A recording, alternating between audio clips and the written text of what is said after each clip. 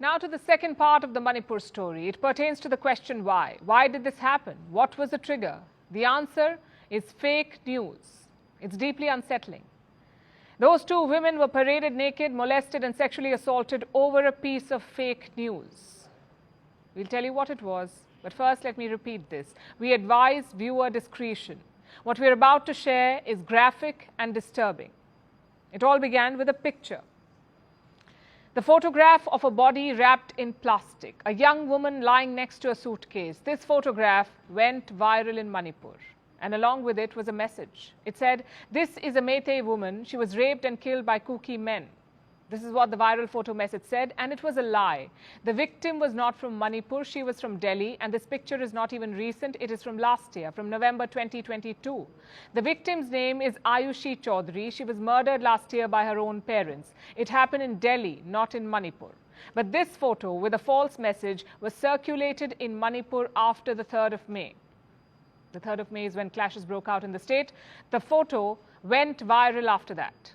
And reports say the local police did try to stop the rumors from spreading. They did call it fake news, but the photo reached more people than the police advisory did. The fake news spread like wildfire. It fueled a mob, and we know how it ended.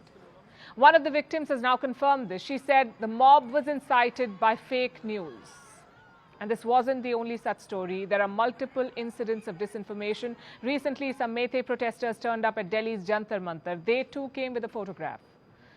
They claimed this was a Meitei woman physically assaulted by the Kuki community. Again, this was fake news. The photograph was from Arunachal Pradesh. The woman was a victim of domestic abuse. Yet another fake story was about a hospital, the Shija Hospital in Imphal. The story claimed that there were bodies of 37 Meitei rape victims in this hospital. The hospital issued a strong denial. It rubbished the claim. It even said that they do not conduct any postmortems, so there is no question of bodies being taken there. Despite all of this, such stories continue to spread. This is the scourge of fake news. Remember what Mark Twain said, "A lie can travel halfway around the world while the truth is putting on its shoes." This perfectly sums up what happened in Manipur. And it happened despite an internet ban, by the way. Fake news is spreading despite an internet shutdown. How do you think this is happening? Is this part of an organized and targeted campaign, a motivated attempt to cause disharmony? And it's not like the local authorities were not aware. They were. They've been warning against fake news. In the month of May, the Manipur government also issued an ultimatum. They threatened to slap sedition charges against those who spread lies. But that warning did not help. Rape was weaponized and lies were spread. And state authorities allowed all of this to happen. They have failed at every level, but they're not the only ones who failed. This incident once again highlights the role of social media and the internet. It's a double-edged sword, really. Without social media, the horror of Manipur may not have come to light. Had this video not been shared, had it not spread online, this story would have remained suppressed. But the same internet platforms also helped in inciting the mob. They failed to curb the fake news. They failed to act when they should have. And this is a long list of failures, not limited to Manipur. Neighboring Myanmar witnessed a genocide a few years back. The United Nations found Facebook guilty of spreading hate. This was in 2018. 5 years later, similar events are unfolding in Manipur. It raises some very serious questions. How can responsibility be fixed?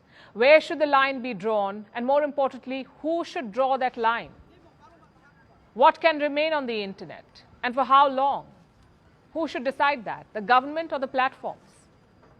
I'm afraid there are no clear rules, but the current system is not working, that is for sure. Self-regulation has failed. Today, the government of India had to step in. It asked Twitter to take down the Manipur video. It issued warnings to other platforms as well. It said this video should be removed because it could incite more violence. The immediate priority, of course, is to control the situation, but the larger question on the perils of fake news and how it can be controlled should also be addressed sooner rather than later.